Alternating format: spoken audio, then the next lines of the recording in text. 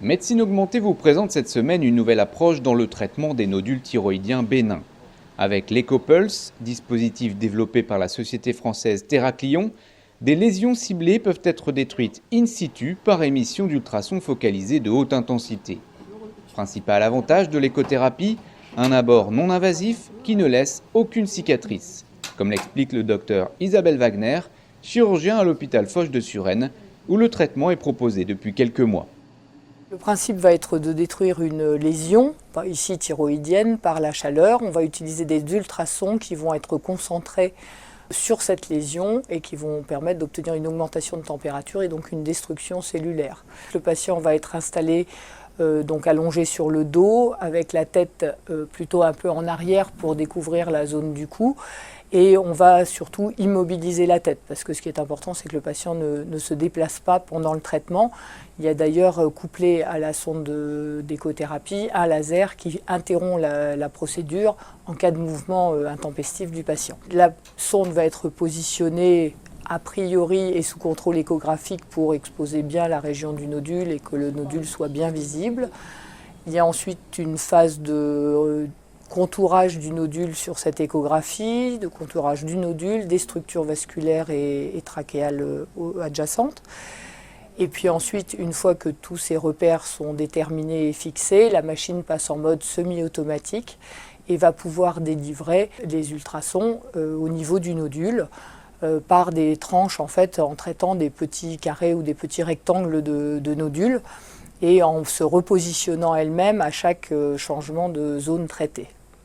La machine est équipée d'un système de refroidissement qui va permettre d'abord la transmission des ultrasons de la machine jusqu'au tissu thyroïdien, enfin jusqu'au patient, et puis éviter les phénomènes d'échauffement, en particulier au niveau de la peau. À l'heure actuelle, on va pouvoir traiter deux grands types de lésions thyroïdiennes. Les nodules thyroïdiens qui sont dits chauds, c'est-à-dire toxiques ou pré-toxiques. Ces nodules sont susceptibles de sécréter des hormones thyroïdiennes et donc d'être responsables d'une hyperthyroïdie. Et ces nodules sont classiquement toujours ou quasiment toujours bénins, donc c'est l'indication princeps. Les autres nodules sont des nodules thyroïdiens a priori bénins en se reposant sur des critères échographiques avec la classification TIRADS qui permet quand même de déterminer un risque très très faible de malignité des nodules couplé à une cytoponction. Et avec ces deux éléments en faveur d'un nodule bénin, on va pouvoir décider de le traiter par écothérapie.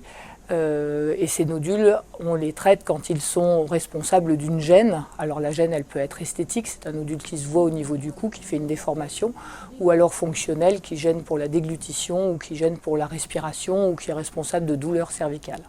La surveillance est pratiquée pour les nodules bénins, mais en général pour les nodules bénins non symptomatiques. Donc ce traitement par écothérapie est plutôt une alternative à la chirurgie puisqu'on va continuer à surveiller des nodules de petite taille non symptomatiques qui n'ont aucune raison d'être traités. Donc on va utiliser ce traitement pour ceux qui sont responsables de symptômes quels qu'ils soient pour soulager le patient. Alors je dirais que c'est plus que du minimal invasif puisque ça supprime tout acte chirurgical. Ce traitement va être fait par voie transcutanée, il n'y a pas de cicatrice. Il n'y a pas de dissection du cou, donc une grande limitation des risques. On n'aura pas de risque d'hématome. Il y a en théorie possiblement des risques d'atteinte nerveuse, mais qui sont exceptionnels et surtout qui ont toujours été transitoires, probablement par un effet de chauffage dans les nodules qui sont proches du nerf qui est situé derrière la thyroïde, le récurrent. Mais il y a des risques bien moindres et les patients peuvent faire ce traitement en ambulatoire ou enfin, presque en externe en venant en consultation.